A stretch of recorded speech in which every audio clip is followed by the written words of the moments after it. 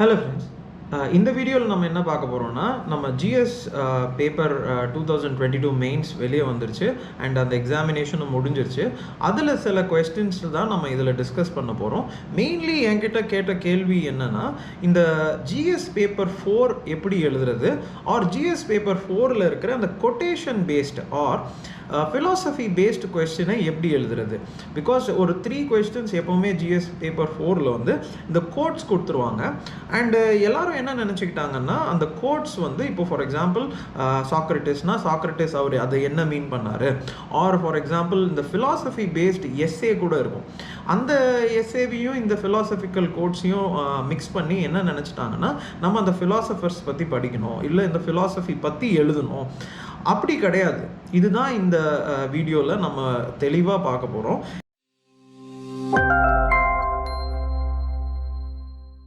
இந்த philosophy based இல்லை code paste கொஸ்டினை எப்படி எழுதுறதுன்றது ரொம்ப முக்கியம்.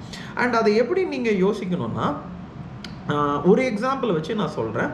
ஒரு ஃபர்ஸ்ட் கொஸ்டின் வந்து judge your success by what you have to give up in order to get it, Dalai lama. So இந்த கோட் வந்து GS பேப்பர் 4ல் கேட்டிருக்காங்க. இப்போ நீங்கள் பார்த்தீங்கன்னா இதுக்கு நம்ம வந்து Dalai lama அந்த ஃபிலாசபியை எதுக்கு எந்த பேசிஸில் சொன்னாருன்றதை எழுதுறதோட GS பேப்பர் 4ல் இல்லஸ்ட்ரேஷன் அண்ட் எக்ஸாம்பிள் பேஸ்ட் எழுதணும். GS பேப்பர் 4ன்றது ஒரு தனி ஃபிலாசபி பேப்பர் கிடையாது.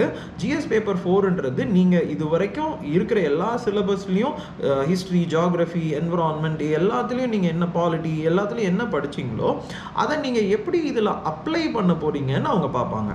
அண்ட் எவ்ரிடே நியூஸ் பேப்பர் ரீடிங்லேருந்து நீங்கள் எப்படி ஒரு விஷயத்தை கோரிலேட் பண்ணுறீங்க கான்செப்ட்ஸ்குள்ளேன்னு பார்க்க போகிறாங்க. இப்போ நீங்கள் இதில் நீங்கள் கேட்டிங்கன்னா, இப்போ இந்த ஜட்ஜ் யுவர் சக்ஸஸ் பை இதை எப்படி எழுதுறது அப்படின்னா, நீங்கள் நினச்சி பாருங்கள், நீங்களே யோசிச்சும் பாருங்கள். இந்த யூபிஎஸ்சின்ற கோலை அச்சீவ் பண்ணுறதுக்கு ஆர் எனி கோலுங்க, வாழ்க்கையில் எல்லாருக்கும் ஒரு கோல் இருக்கும். அதை அச்சீவ் பண்ணுறதுக்கு நம்ம எவ்வளோ இழக்கிறோம். ஆர் இப்போ யூபிஎஸ்சியில் ஒருத்தர் டாப்பராக இருப்பார், இல்லை சர்வீஸில் இருக்கிற கேண்டிடேட்ஸில் கேட்டிங்கன்னா அவங்க சொல்லுவாங்க, இந்த மாதிரி எத்தனை நாள் நான் தூங்காமல் இருந்திருக்கேன், எத்தனை நாள் நான் சாப்பிடாமல் இருந்திருக்கேன், என் ஹெல்த் போயிடுச்சு, ஸோ இந்த மாதிரி ஆர் சோஷியல் ரிலேஷன்ஷிப் போயிடுச்சு, இந்த மாதிரி நிறையா காரணம் இருக்கும் பார்த்தீங்கன்னா. ஸோ இப்போ பாருங்கள், இது அதாவது தூக்கம், சாப்பாடு, social relationship, normal human living. இப்போ நிறைய பேர் படத்துக்கு கூட போக மாட்டாங்க. ஸோ இதெல்லாம் சாக்ரிஃபைஸ் பண்ணி தானே அந்த சக்ஸஸ் வருது. ஸோ நீங்கள் உங்கள் சக்ஸஸை எப்படி ஜட்ஜ் பண்ணணும்னா, நீங்கள் என்னெல்லாம் இழந்திருக்கீங்க. ஸோ ஒரு விஷயத்தை அடையிறதுக்கு நம்ம என்னெல்லாம் இழக்க வேண்டியது இருக்குது. இது வந்து பர்சனல். அண்ட் இப்போ நீங்கள் கேட்டிங்கன்னா GS பேப்பர் 4ல் இதெல்லாம் எழுதணுமா அப்படின்னா, GS பேப்பர் 4ல் நீங்கள் இன்னும் ஒரு ஹையர் டைமென்ஷன் போகணும். இப்போ நிறைய பேர் நினச்சிக்கிறாங்க, இதில் நம்ம இதோட ஃபிலாசபி எழுதணும், ஆர் இந்த மாதிரி நம்ம பர்சனல் எக்ஸாம்பிள் எழுதிடலாம். பர்சனல் எக்ஸாம்பிள் எழுதலாம் GS பேப்பர் 4ல், அதில் தப்புலாம் எதுவுமே கிடையாது. பட் ஆனால் நீங்கள் ஒரு சிவில் சர்வீசஸ் எக்ஸாமினேஷன் எழுதுறீங்க, நம்ம ஒரு பேப்பர் ஒருத்தர் கரெக்ஷன் பண்ண போகிறாரு, அவருக்கு வந்து நீங்கள் நல்லா பார்த்தீங்கன்னா நம்ம பர்சனல் எக்ஸாம்பிள் எவ்வளோ கனெக்ட் ஆகுன்றது நீங்கள் யோசிச்சுக்கோங்க.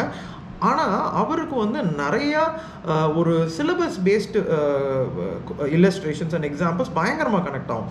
ஒரு எக்ஸாம்பிள் நீங்கள் பாருங்களேன், there is a டாபிக் இங்கே GS பேப்பர் 4ல் values imbibed from thinkers, administrators and லீடர்ஸ்லாம் இருக்குது. அது வந்து ஓப்பன் எண்டட் டாபிக்கு. அதில் நிறையா லீடர்ஸ் படிக்கலாம், நிறையா திங்கர்ஸ் படிக்கலாம். ஆனால் நீங்கள் நல்லா பார்த்தீங்கன்னா அந்த திங்கர்ஸு, அட்மினிஸ்ட்ரேட்டர்ஸ், லீடர்ஸ் உங்களுக்கு யாரெல்லாம் தெரியுமோ அதெல்லாம் நீங்கள் இங்கே இல்லஸ்ட்ரேட் பண்ணலாம். நான் ஒரு எக்ஸாம்பிள் சொல்கிறேன். எல்லாருக்கும் ஒரு எக்ஸாம்பிள் இருக்கும். என்னென்ன இல்லஸ்ட்ரேஷன் நம்ம இந்த கோட்க்கு எழுதலாம். இதில் நம்ம ஃபிலாசபி எழுதுறதுக்கு பதிலாக நான் ஒரு எக்ஸாம்பிள் எழுதுவேன். ஃபார் எக்ஸாம்பிள் இந்தியாவோட ஃப்ரீடம் மூமெண்ட்டை பற்றி எழுதுவேன். எப்படின்னு கேட்டிங்கன்னா, இந்த சக்ஸஸ் ஃப்ரீடம் மூமெண்ட்டுன்றது are the freedom that we attained வந்து ஒரே நாளில் நடந்துடல. அது வந்து எவ்வளவோ செவரல் போராட்டம், எவ்வளோ பேர் இறந்துருக்காங்க, எவ்வளோ பேர் சாக்ரிஃபைஸ் பண்ணியிருக்காங்க, ஜாப்ஸ் குவிட் பண்ணியிருக்காங்க.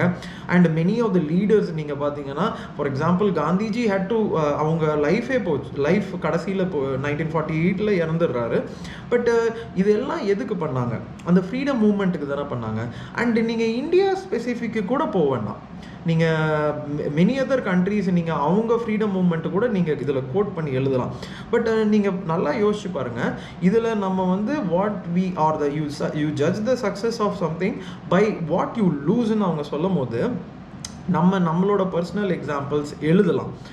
நான் இதெல்லாம் சாக்ரிஃபைஸ் பண்ணிட்டு தான் சிவில் சர்வீஸ் படிக்கிறேன் அப்படின்னு. ஆனால் அதோட இந்த எக்ஸாம்பிள் ஃப்ரீடம் மூவ்மெண்ட் இது இன்னும் ஹையர் டைமென்ஷனுக்கு நம்மளோட ஆன்சரை கூட்டு போவோம். நீங்கள் இன்னொரு விஷயம் நல்லா நோட் பண்ணிங்கன்னா தெரியும், இது மட்டும் கிடையாது.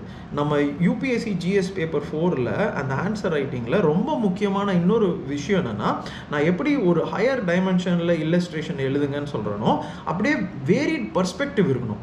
இந்த வேரிட் பர்ஸ்பெக்டிவ்லாம் அதனால தான் நான் வந்து ரிப்பீட்டடாக சொல்லுவேன் பேப்பர் படிக்கணும்ன்ட்டு. நிறைய பேர் வந்து பேப்பர் படிக்கணும், எதுக்கு பேப்பர் படிக்கணும் அப்படின்னு யோசிக்கிறாங்க.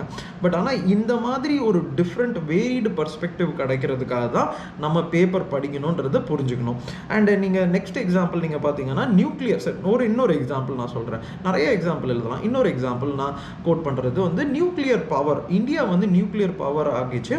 ஸோ இப்போ நம்ம அதை தான் சொன்னேன், நம்ம பர்சனலைஸ்டாக பேசுகிறதோட இப்போ இந்தியாவோட ஹிஸ்ட்ரியை நீங்கள் பார்த்தீங்கன்னா நியூக்ளியர் டெக்னாலஜி நம்மளுக்கு கிடைச்சாலுமே நம்மளை வந்து நியூக்ளியர் பவர்னு வேர்ல்டு ஒத்துக்கல.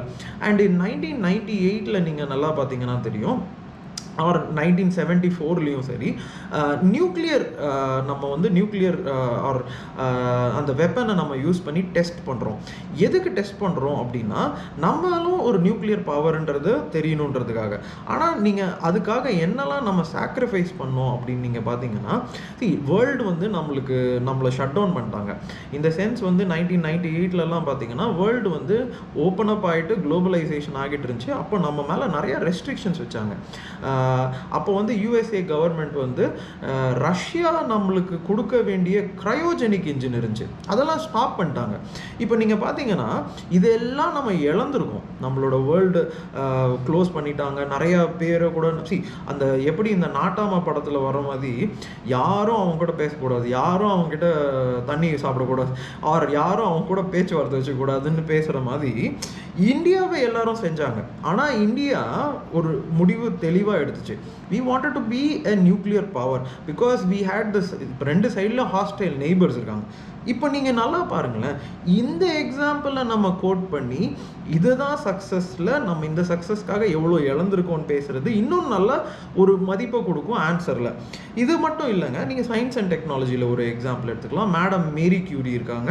மேரி கியூரி நீங்கள் பார்த்தீங்கன்னா தெரியும், நிறைய எக்ஸாம்பிள் இருக்காங்கங்க. நான் ஒரு எக்ஸாம்பிள் சொல்கிறேன். மேரி கியூரி இருக்காங்க. அவங்களோட லைஃப் எடுத்து பார்த்தீங்கன்னா அவங்க சயின்ஸ்க்காகவே டெடிகேட் பண்ணாங்க. அவங்க தான் இந்த ரேடியேஷன் இதெல்லாம் கண்டுபிடிச்சாங்க. ஸோ நீங்கள் அதெல்லாம் நல்லா பார்க்கும்போது அந்த கான்செப்ட் ஆஃப் ரேடியேஷன் அதுதான் இந்த நியூக்ளியர் டெக்னாலஜிக்கு ஹெல்ப் பண்ணுது. ஸோ அப்போது இந்தியா பற்றி இப்போ எக்ஸாம்பிள் பேசணும், எப்படி இந்தியா நியூக்ளியர் பவர் ஆச்சு, நம்மளோட செக்யூரிட்டியை ப்ரொடெக்ட் பண்ணுச்சு. அப்போது மேடம் மேரி கியூரி அதில் ஒரு பார்ட் தானே. அப்போ மேடம் மேரி கியூரி வந்து அவங்க இந்த சயின்டிஸ்ட் ஆர் இந்த சயின்டிஃபிக் டிஸ்கவரி பண்ணுறதுக்காக ஆக்சுவலாக அவங்க அந்த அந்த ரேடியோ ஆக்டிவிட்டிக்கு ரொம்ப க்ளோஸாக இருந்ததுனால she last her life. So if you think about it, அவங்க வாழ்க்கையில் ஜெயிச்சாங்களா தோத்தாங்களான்றது வந்து 100 வயசு வாழ்ந்ததில் அர்த்தம் இல்லை. அவங்க இருந்ததுக்கப்போ என்னெல்லாம் கண்டுபிடிச்சாங்க, ஸோ அந்த சக்ஸஸ்க்கு அவங்க என்னெல்லாம் இழந்திருக்காங்க, நியர்லி அவங்க லைஃபே இழந்திருக்காங்க. ஸோ நீங்கள் அதை பற்றி எழுதலாம். ஆர் நீங்கள் நல்லா யோசிச்சு பாருங்கள், லீடர்ஸ், நிறைய லீடர்ஸ் இருக்காங்க. நீங்கள் நெல்சன் மண்டேலா எழுதலாம். நெல்சன் மண்டேலா வந்து கிட்டத்தட்ட 30 years ஆஃப் ஹிஸ் லைஃப் அவங்க ஜெயிலே இருக்கிறாரு. அந்த ஜெயிலில் இருக்கிறது மட்டும் இல்லை, எதுக்காக இருக்கிறாரு, ஒரு ஃப்ரீடம்காக இருக்கிறாரு. திருப்பி வராரு, பிரசிடென்ட் ஆகுறாரு. ஸோ அவங்களோட அந்த அப்பார்த்தைட் ரெஜிமை சவுத் ஆஃப்ரிக்காவிலேருந்து யாருமே செய்ய முடியாததை ஒரு ஆள் செய்கிறாரு. ஸோ அதை நீங்கள் எழுதலாமே. இவ்வளோ பெரிய சக்ஸஸை ஒரு மனுஷன் தனிமையாக இருந்து பண்ணியிருக்கான். ஆர் நீங்கள் வந்து நம்ம காந்திஜி பற்றி எழுதலாம். Gandhiji how he dedicated his life for the freedom movement of India. அதுக்காக தானே அது என்ன லாஸ் பண்ணார். ஸோ லிட்ரலி அவர் வந்து அவரோட லைஃபையே லாஸ் பண்ணி தான் நம்ம இந்தியா, அதுலேருந்து தான் அந்த ஆஷஸ்லேருந்து தான் நம்ம இந்தியாவுக்கு இண்டிபெண்டன்ஸே கிடச்சிச்சு. இது மட்டும் கிடையாது. நீங்கள் எனக்கு ரொம்ப பிடிச்ச எக்ஸாம்பிள், நான் திருப்பி எல்லா வீடியோலையும் சொல்கிற எக்ஸாம்பிள் வந்து ஆப்ரஹாம் லிங்கன் எனக்கு ரொம்ப பிடிக்கும். ஆப்ரஹாம் லிங்கன் வந்து ஸ்லேவரி அபாலிஷ் பண்ணார் யூஎஸ்ஏல, கரெக்டு. பட் அந்த ஸ்லேவரி அபாலிஷ் பண்ணதுக்காக அவரை சுட்டுட்டாங்க. ஸோ இப்போது இதில் நீங்கள் நல்லா பார்த்தீங்கன்னா இவங்க எல்லாமே, நான் சொல்கிற எக்ஸாம்பிள் எல்லாமே நம்ம பர்சனல் எக்ஸாம்பிள் கிடையாது. பர்சனல் எக்ஸாம்பிள் யூபிஎஸ்சியில் நம்ம எவ்வளோ கஷ்டப்படுறோம் அதெல்லாம் கரெக்டு. அதுதான் அந்த நீங்கள் டாப்பர்ஸ் பேச்செல்லாம் கேட்டிருந்தீங்கன்னா நாங்கள் இவ்வளோ கஷ்டப்பட்டு படித்தோம் அதெல்லாம் எழுதலாம். பட் ஆனால் இந்த மாதிரி ஜிஎஸ் பேப்பர் 4க்கு நம்ம யோசிக்கணும். அதனால தான் நம்ம என்ன சொல்கிறோன்னா, நீங்கள் இந்த கோட் பேஸ்டு ஃபிலாசபி பேஸ்டு யூபிஎஸ்சிலலாம் நம்ம வந்து இதை ஃபிலாசபிக்கலாக பார்க்கக்கூடாது. ஃபிலாசபிக்கலாக எழுதுனா மார்க்கும் போட மாட்டாங்க. ஸோ நம்ம எப்படி இதை பார்க்கணுன்னா, இதை எப்படி ஆன்சர் இல்லஸ்ட்ரேஷன் பேசிஸ் எக்ஸாம்பிள் பேசிஸில் எழுதுறது. இன்னும் நிறையா நீங்கள் யோசிக்கலாம். இது நீங்கள் பார்த்தீங்கன்னா இது கட்டுறது கையளவு கல்லாதது உலக அளவு மாதிரி. ஸோ இது சின்ன ஒரு இதுதான். இன்னும் நிறைய எக்ஸாம்பிள்ஸ் இருக்குது. நீங்கள் நிறைய எக்ஸாம்பிள்ஸ் தேடலாம். நீங்கள் அந்த பேசிஸில் போங்க. யூபிஎஸ்சியை இந்த ஃபிலாசபிக்கல் பேசிஸில் there is no philosophy question in UPSC. அதை நல்லா புரிஞ்சுக்கோங்க. ஃபிலாசபி எழுதுனா மார்க் தர மாட்டாங்க. இந்த டவுட் நிறைய பேருக்கு அந்த மைண்டில் இருக்குது. யாராவது இந்த ஃபிலாசபியை வச்சு இந்த கொஸ்டினை எக்ஸ்பிளைன் பண்ணுறாங்கன்னா நீங்கள் தயவுசெய்து இந்த மாதிரி யோசிக்கிறதுக்கு ட்ரை பண்ணுங்கள். அவங்கக்கிட்ட சொல்லுங்கள், நான் நிறைய வாழ்க்கையில் சாக்ரிஃபைஸ் பண்ணிட்டு தான் யூபிஎஸ்சி படிக்க வந்தேன். நான் என்னோட சக்ஸஸ்க்காக அதுக்காக நான் சாக்ரிஃபைஸ் பண்ணுறேன். பட் ஆனால் நான் தப்பான ரூட்டில் போக மாட்டேன், கரெக்டான ரூட்டில் தான் போவேன். ஐ ஹோப் இந்த வீடியோ உங்களுக்கு அதை ஹெல்ப் பண்ணணும்னு நினைக்கிறேன். நான் மோர் கொஸ்டின்ஸ் கொஞ்சம் இன்னும் நிறையா இருக்குது. அதை நம்ம டிஸ்கஸ் பண்ணுவோம். ஒரு வீடியோவில் டிஸ்கஸ் பண்ணுவோம். இந்த வீடியோ உங்களுக்கு பிடிச்சிருந்துச்சுன்னா லைக் பண்ணுங்கள், ஷேர் பண்ணுங்கள் and subscribe to minds of aspirant channel. And English சேனலும் இருக்குது. இது தமிழ் சேனல். இதுக்கு சப்ஸ்கிரைப் பண்ணுங்கள். ரெண்டுத்தையும் செப்பரேட்டாக சப்ஸ்கிரைப் பண்ணுங்கள். அண்ட் தேர் இஸ் ஆல்சோ ஒரு டெலிகிராம் லிங்க் இருக்கும். அந்த டெலிகிராம் குரூப்பில் நீங்கள் ஜாயின் பண்ணிட்டீங்கன்னா நீங்கள் உங்கள் டவுட்ஸை கேட்கலாம். நான் அதுக்கு கிளாரிஃபிகேஷன்ஸ் கொடுப்பேன். Thank you all for joining and have a good night.